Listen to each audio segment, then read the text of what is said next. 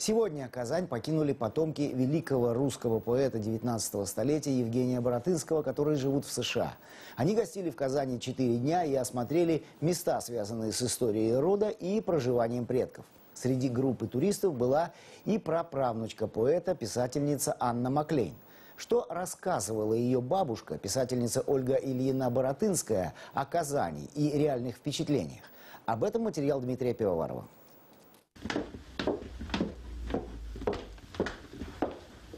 Истории вокруг семейства Баратынских всегда обрастают интересными деталями, будь то предметы декоративно-прикладного искусства, часть интерьера или фрагменты эпистолярного жанра. Кажется, находкам нет конца, но всегда ценнее живое общение и поиски моментов с помощью духовных наследников. Так в музее Баратынского в свое время появилась экспозиция, связанная с правнучкой Евгения Баратынского Ольгой Ильиной и ее известным романом «Белый путь», в котором рассказывалась история России после Первой мировой войны и метаниях Белой гвардии и русских интеллигентов, в том числе и казанских.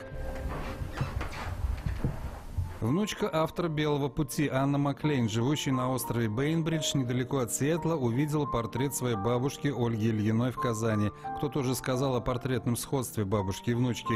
Обе статные, высокие, унаследовавшие и по другой линии скандинавские черты.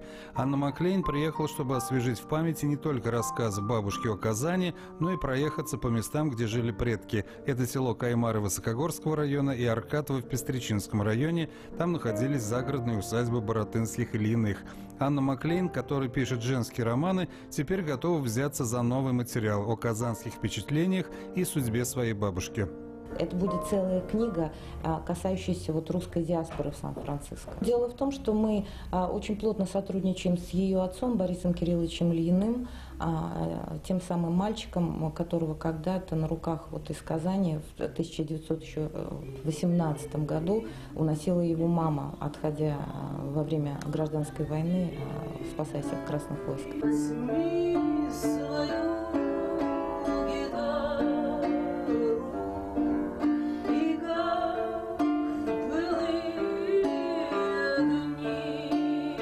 И это тоже реконструкция прошлого в умелом, почти что каллиграфическом репертуаре казанской исполнительницы Юлии Дзиганшиной. Под аккомпанемент «Аллилуйи» наворачиваются слезы у группы туристов, где была Анна Маклейн с мужем, детьми и друзьями, интересующимися историей нашей страны.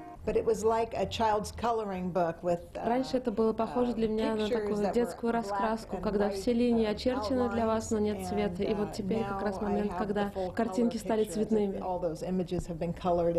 Американские гости путешествуют по городам России, связанными с именем поэта Баратынского и его родственников. После Москвы Казань, теперь на очереди Санкт-Петербург и долгий перелет на остров Бейнбридж, для жителей которого родство вполне обычной американской семьи с потомками русского поэта вряд ли покажется экстраординарным.